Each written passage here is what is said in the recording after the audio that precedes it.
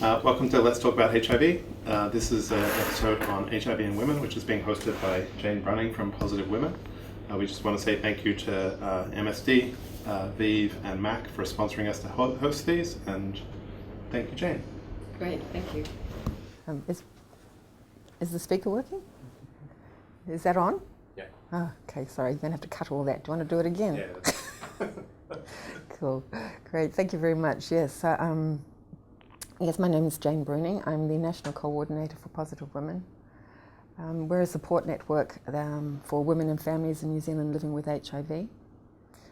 And I'm also have been living with HIV myself for 28 years. Globally, women and young girls are the most affected by HIV, but thankfully in New Zealand we have a relatively low prevalence of HIV, and women are a relative minority in New Zealand. There are no real true statistics to how many women are living with HIV in New Zealand, but we're guessing around 400, 450. And so, that's great news. But I guess on the flip side to that is that being a minority can be very isolating. And because HIV then is not talked much about in New Zealand, those women living with HIV feel very stigmatized and very isolated. And that's where Positive Women comes in to help support. There are other organizations that also support, but our focus is predominantly on women. And one of the results of being such a minority is that a lot of women are actually diagnosed very late with HIV because they're not considered to be an at-risk group. And what happens is that many of them will have sometimes irreversible side effects. We've had some women who have had toxoplasma,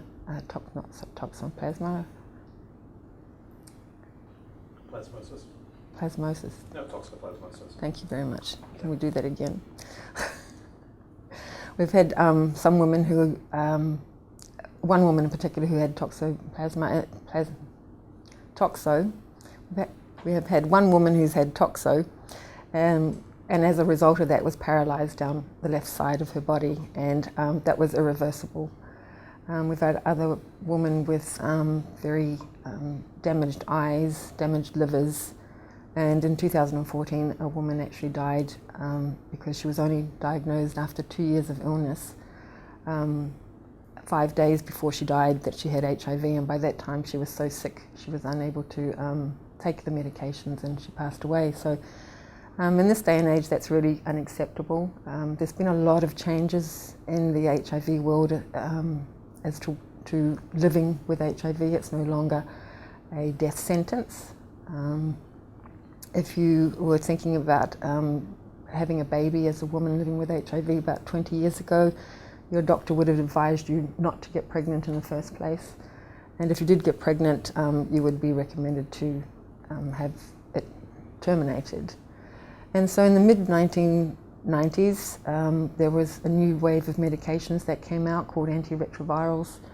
And these were, I guess, sort of a landmark discovery, and they changed the face of HIV. They're not a cure by any means, but they managed to suppress the virus and help the body to rejuvenate the CD4 count, and a person can now live a relatively, I wouldn't say normal life, but can live a long life on medications. So what that's done for women then is that they're now able to have children, and around initially when it was okay to start having children, the main way to do that was, especially if there was a positive and a negative couple, that they would use what's called the turkey baster method, and that would be using like the turkey baster and sucking up the sperm in the syringe and then depositing it into the vagina.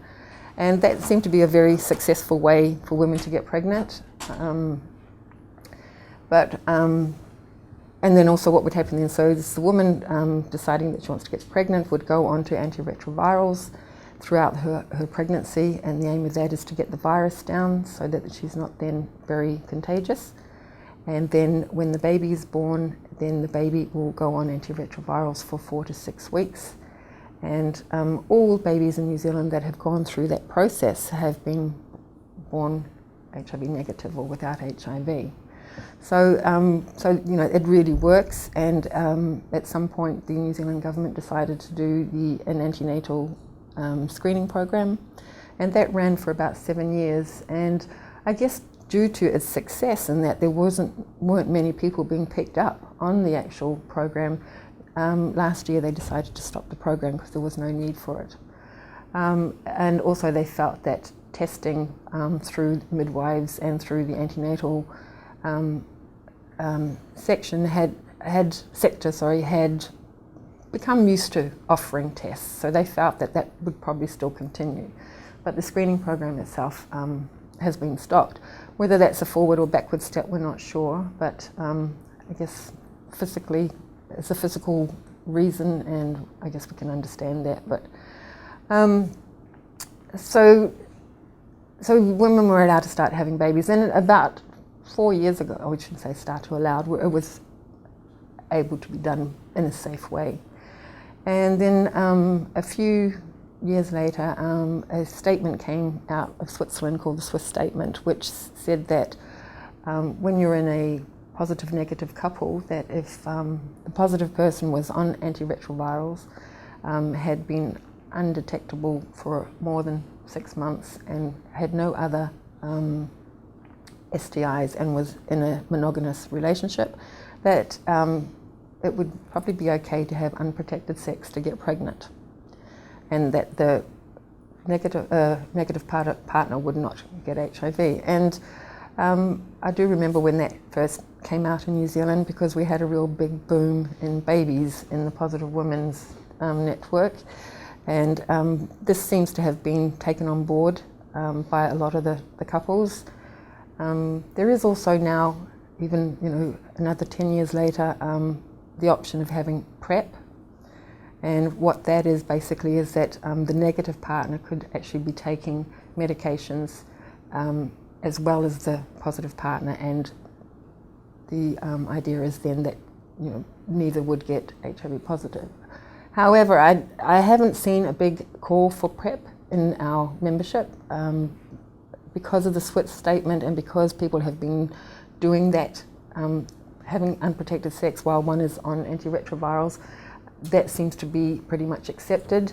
I know at least a handful of couples that are in negative-positive relationships have decided that they will just stop using protection altogether. It's an informed choice between the two of them, and while the viral loads are undetectable, they'll just have unprotected sex, and people that are in long-term relationships. So some things have really shifted in that regard, and for the good, and making it a lot more, I guess, making women feel like they're more natural. I mean, I guess when you're living with something that's stigmatizing, and then you can't have children, and that's something you really want to do, this has changed that. One of the things, though, that has been recommended in New Zealand is that women who have HIV and have a child should not breastfeed, and should do infant formula instead. And that has been the case here for a number of years.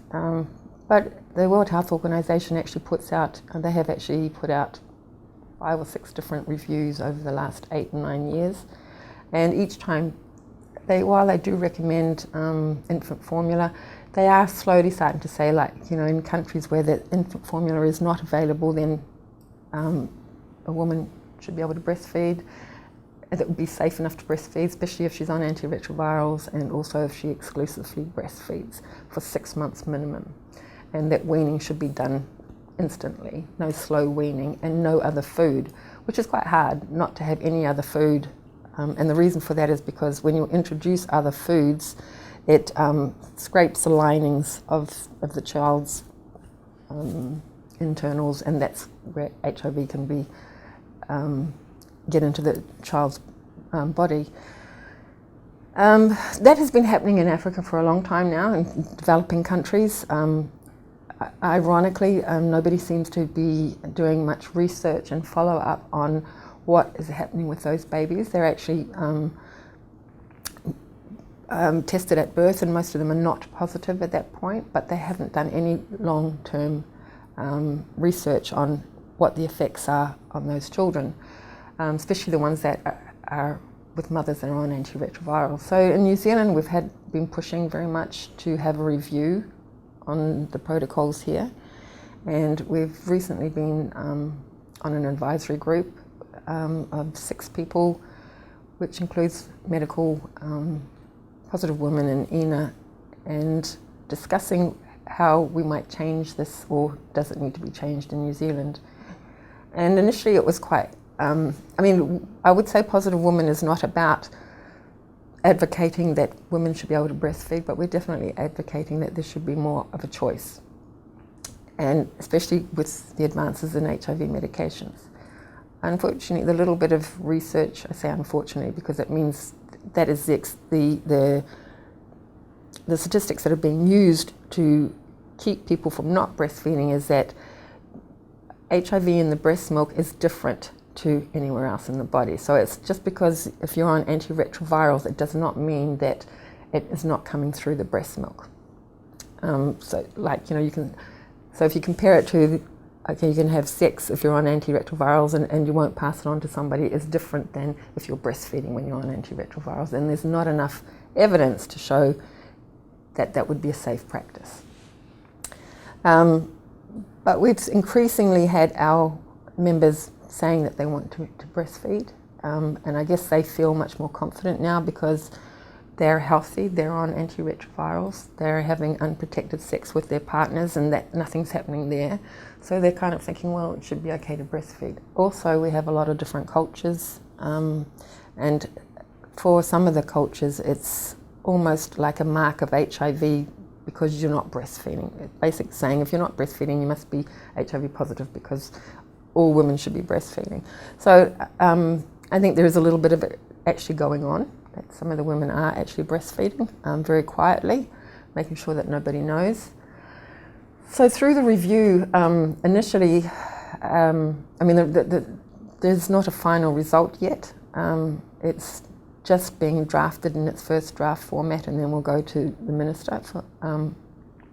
Actually, after the draft, it'll go out to some of the sector for people to have a look and see, give their feedback, and then after that we'll go to the minister. But it pretty much is back to like, the New Zealand government recommends infant feeding for women living with HIV. But if a woman decides to breastfeed after informed choice, there needs to be information available, and we looked into the legalities of that, so the babies will not be taken away from them if they do decide to breastfeed. And also that women then who are using infant formula are supported, because at the moment infant formula is not subsidised, so that's an extra cost to the women and to the families. And so we're really pushing that that would be subsidised. We're also really pushing for, and that's part of what was coming, looks like it's going to come into the recommendations, is that breast milk banks should be set up, because at the moment there is only one breast milk bank, so which is in Canterbury, and is only for premature babies, so not for babies that have got HIV. One of our members actually really wanted to make sure both her children had breast milk, and went on Facebook and just asked people for it, and managed to breastfeed both her children for more than 2 years using donor breast milk. So we really want to push that. There is the trouble with that is that it's not tested, and so you're very much relying on the fact that the mother is healthy, and not so much having HIV, but there's all sorts of other things, hepatitis, and making sure that the milk is okay. There's also a lot of talk now about mothers extracting milk and then flash heating it so that it kills the virus. So all of those options, and the recommendations would say that these options are available, and but we recommend that that mothers in New Zealand provide infant formula. So, and they've kind of said that 2 or 3 times within the document. So it's, we've tried to ask them only to put it once in the document, but they want to keep reiterating it. So it's ended up quite a strong message that still no breastfeeding. But I guess, there are small movements, and the government may decide not even to listen to that. But I think it's so close to the original one, so they'll probably accept that. And it's got a few small steps in it. So, and I guess if you want to be 100% safe, that's the way to do it.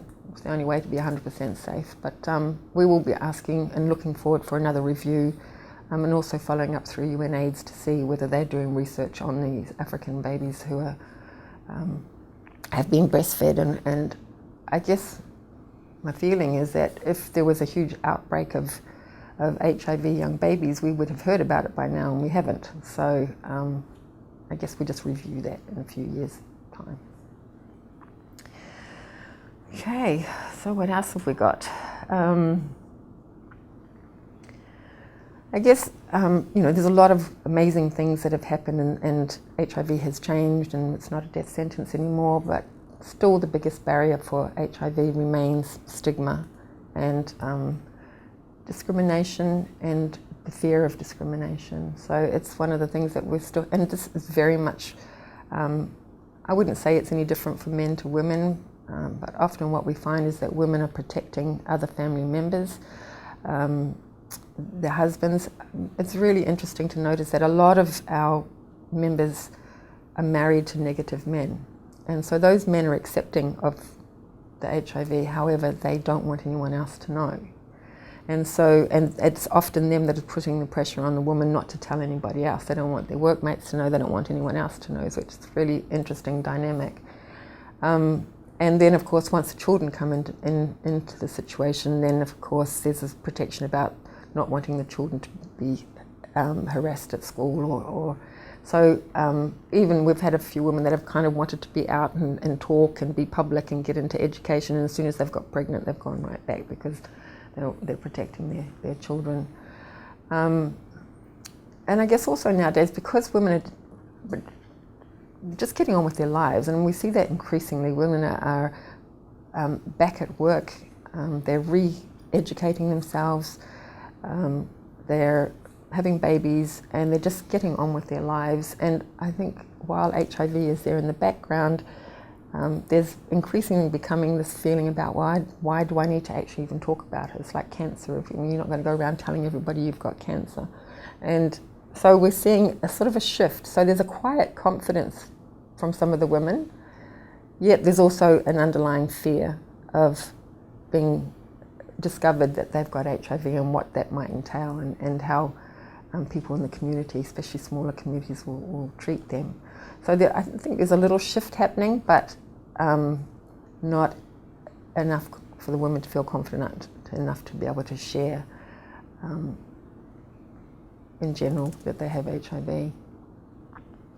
So I guess those are sort of the main things that are happening in regards to women and HIV. And of course the best thing is prevention, and one of the things that we're really trying to focus on at the moment is introducing the female condom into New Zealand. It was available some years ago through family planning. It was called the FC1, Female Condom 1. It was very noisy, apparently. It used to sound like a sort of a crunchy rubbish bag, and looked like one too, and was not very popular. It was also $5 a condom. So that went out of stock, and then FC2 came along, which was a new product made out of nitrile. And I guess because the first one had a bad rap, the second one wasn't really picked up. And when we tried to import it into the country, we were told that we were not able to because it didn't have a safety standard. So we had to go through the ministry, and so basically at that point there was no female condom in the country, and FC2, which is like UNAIDS and WHO accredited really as one of the favoured female condoms was not available in this country. So we were able to, we petitioned government and were able to get that available in New Zealand. We did it together with Glide, which is the name of the company who actually now imports them. And unfortunately though, while it's available, it's still not subsidized. So they're still $5 each. And if something's available but unaffordable, it may as well not be available. So I just thought, if you're wondering what on earth is a female condom, for those of you who have seen this before, Bruce, you can turn away. So a female condom comes in a packet like this. And I guess the first thing you need to do whenever you're looking at one of these is make sure that it's got the expiry date and that it's valid. And it opens very easily, and you pull out the condom, which looks like this. It's already lubricated, so it's very, very greasy. So you have two rings, one at the top and one at the bottom. So this bottom ring here is the one that is inserted. And I'll show you, this is our little vagina that we have here. So we insert it into the vagina like that, just the ring, and then go through here and push it all the way in. And it sits in the vagina. And this sits on the outside. So, I mean, it doesn't look that nice when it's like that, but it doesn't look quite so bad once it's all tucked up nicely inside. While it's called a woman's or a female condom, it can actually also be used by males, and it has been used for anal sex, except that what happens then is that you take out this rubber ring. Once it's finished, you pull it out like I've just shown you, you twist it and then put it back into the bag. And the reason we initially were very keen on this is it makes a really good hand lotion as well. What's the rubber ring at the inserted for? Just to make it easier to go in. Oh. And it sits, so that ring, this ring here you mean? Yeah. So that, first of all, if it wasn't there, it would be really hard to insert, right? Because it would be, I mean, you could, if you took that out, you would kind of have to put your fingers in and push it up. Whereas, so that ring helps you to put it in.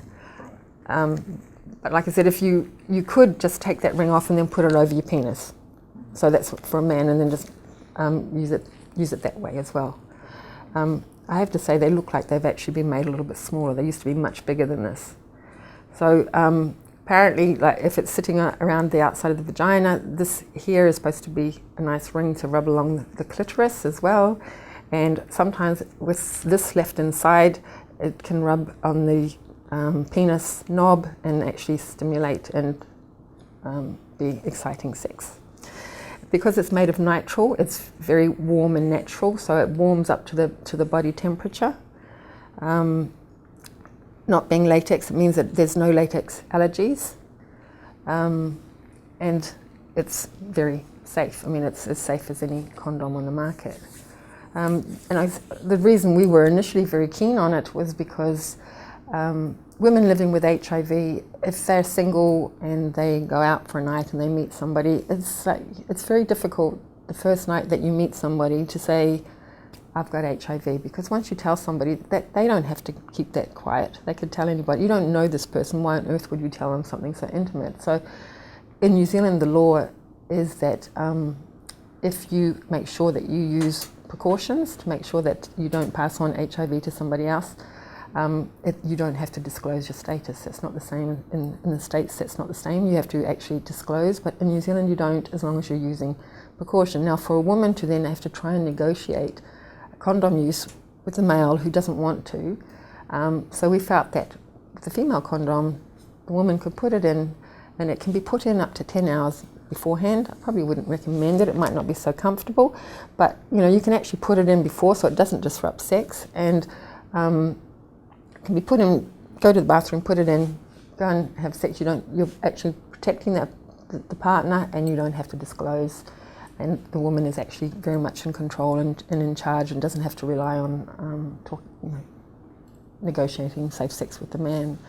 So we're just really trying to encourage this as an added tool, because there's so many things now. We've got PrEP coming along, we've got antiretrovirals, we've got the male condom, female condom, and all of these add up to a really good toolkit for prevention.